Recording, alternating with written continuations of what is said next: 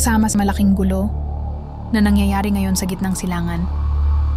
Kadugo at kalahi ni Judah, pananampalatayang katunggali ng mga siya sa Iran.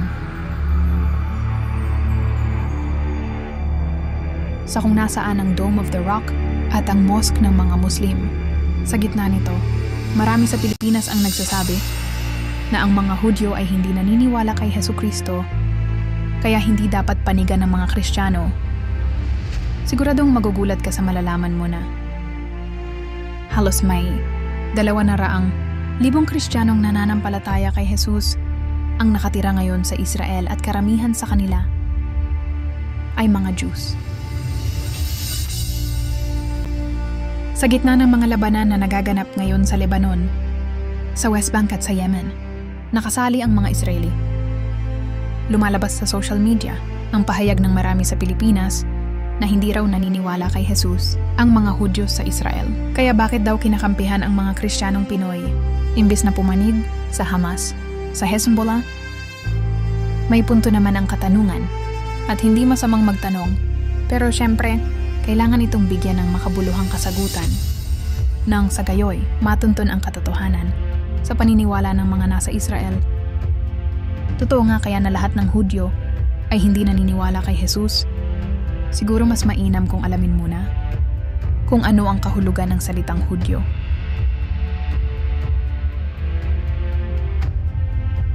Ayon sa may Jewish learning, ang salitang Hudyo o Jude ay may dalawang kahulugan. Una, upang maging isang Jew, kailangan siya ay may inang Hudyo. Pangalawa, ang salitang Hudyo ay tumutukoy sa isang tao na nag-convert sa Judaismo. Kapag sinabing convert, ito yung mga taong mula sa ibang bansa na sumapi sa pananampalataya ng Judaism. Sa madaling salita, base dito, isa kang Hudyo kung ang nanay mo ay Judyo o ikaw ay lumipat sa Judaism. Ibig sabihin, hindi lamang sa dugo o sa lahi ang binabasihan ng pagiging isang Jews. Nasa pagsunod rin sa alikuntunin sa Torah, ang 5 unang libro ng Old Testament. Kung sa mga Kristiyano may Biblia, sa mga Muslim may Quran, sa mga Hudyo ay may Torah. Ang sentro ng kanilang pananampalataya. Halos ganito din ang paliwanag sa Ancestry Support, na medyo komplikado ang kahulugan ng salitang Hudyong. Dalawa ang ibig sabihin nito. Una nga ay pagiging anak ng isang Hudyong ina. Pero pwede rin kahit ninuno lang, tapos pangalawa yung nag-convert sa Judaismo. Ito marahil ang binanggit sa Biblia ng tunay na Hudyo ay nasa puso.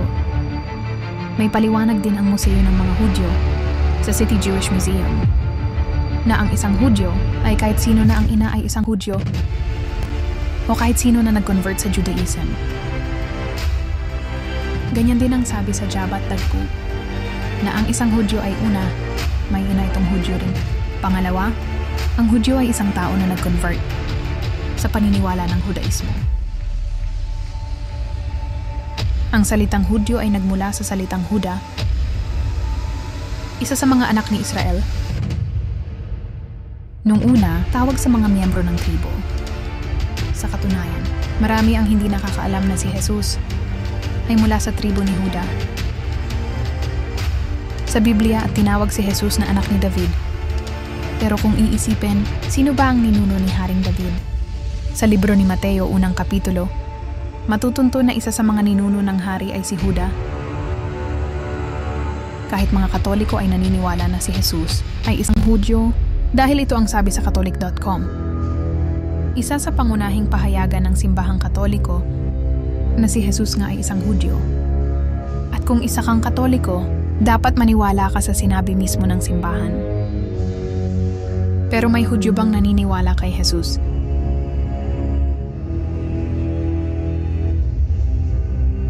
Sa Church of the Great God, ito ang sabi, na si Jesus ay isang Hudyo. Sinabi rin ng ama at ina ni Jesus ay parehong Hudyo. Kung ikaw naman ay miyembro ng United Church of God, kailangan maniwala ka rin na isang Hudyo si Jesus. Dahil maliwanag na iyan ang paniniwala ng United Church.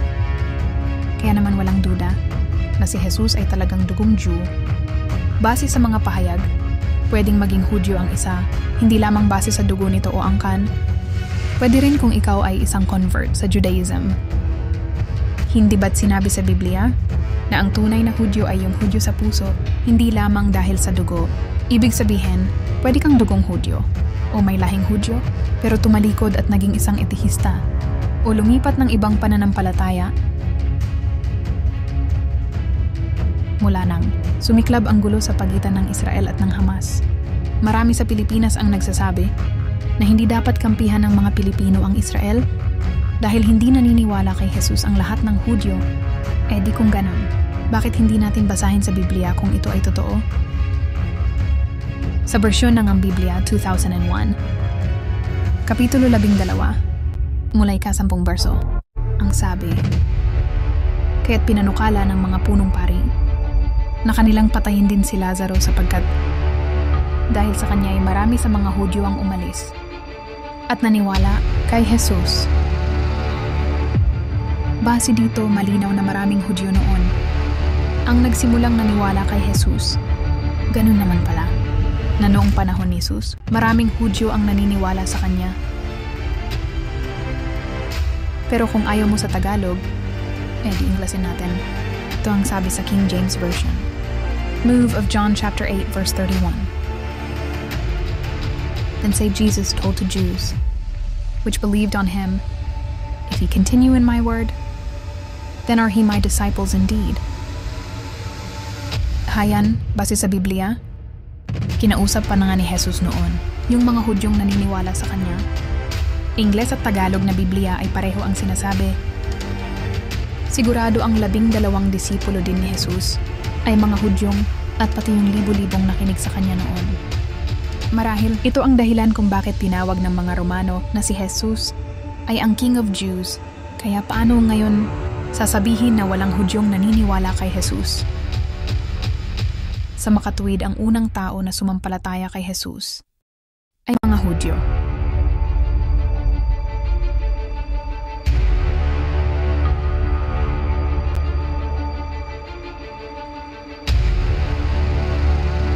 Meron ba ang Hudyong naniniwala kay Jesus ngayon? Totoo na ang nasabi sa Biblia hinggil sa mga Hudyong naniwala kay Jesus ay kwento noon pa at hindi ngayon. Siguradong marami ang magugulat sa mga susunod na impormasyon, magpapasabog sa ikinakalat sa social media na walang Hudyo sa Israel ang naniniwala kay Jesus ngayon. Ito ay marahil hindi pa siguro nila naririnig ang movement na tinatawag na One for Israel. Ayon sa One for Israel, ang One for Israel ay isang grupo. Anong sabi, basahin mo, ay grupo ng mga Hudyo at Arabo na sumusunod kay Jesus. At ano ang layunin nila? Sinabi na, ang layunin ay ikalat ang ebanghelyo ni Jesus sa Israel. Gamit ang Biblia. May mga Hudyo pala sa Israel na nagpapakalat ng Gospel of Jesus Christ. Hindi sila mga convert sa Judaismo, convert sila sa Kristyanismo. Ibig sabihin, tinatawag pa rin silang mga Hudyo dahil sa kanilang dugo at lahi, pero naniniwala kay Jesus. Bukod dyan, meron ding mga tinaguriang Messianic Jews. Ang mga Messianic Jews ay ang tawag sa mga may lahing Hudyo na sumusunod kay Jesus. Si Jesus na Mesiyas, kaya sila tinawag na Messianic Jews. Sa makatuwid, dahil sa pagkalat ng mga Hudyong nagpapahayag ng ebanghelyo sa Israel, sinabi sa Anglican na batay sa datos ng gobyerno ng Israel, bago matapos ang taong 2023, nang bilang ng mga Kristiyano doon ay palaki. Nang palaki, mga nagsasabing Hudyo sila. Pero natagpuan na nila ang tagapagligtas. Totoo na hindi lahat ng relihiyon ay nagkakasundo sa Israel. Pero ayon sa mga taga-Israel, sinabi na lumalaki nga ang bilang ng mga Kristiyano. Ayon sa isang report, 84% ng mga Kristiyano sa Israel ay satisfied sa kanilang buhay. Tapos sa Jerusalem Post noong buwan ng Disyembre, taong 2023, binanggit na mayroong mga 187,900 na Kristiyano sa Israel. Ayon din sa pahayag, 2 taon na pataas ang bilang ng mga Kristiyano sa estado. Pati sa Israel Defense Force, na hukbong kasundaluhan ng Israel, ay meron ding mga Kristiyano. pinahayag sa Israel na napromote sa isa sa pinakamataas na ranggo sa loob ng IDF ang isang Kristiyano. Ang payag naman sa MMN Online, ngayon lang buwan ng Setyembre, taong 2024 na, yung mga sundalong Kristiyano sa IDF ay nagsisilbing ilaw ni Jesus para sa militar ng Israel. Sinabi din na umabot na sa 1,000 ang bilang ng mga ito, maliwanag pa sa sikat ng araw, na maraming Hudyo ngayon sa Israel ang naging Kristiyano at nagsimulang maniwala kay Hesukristo.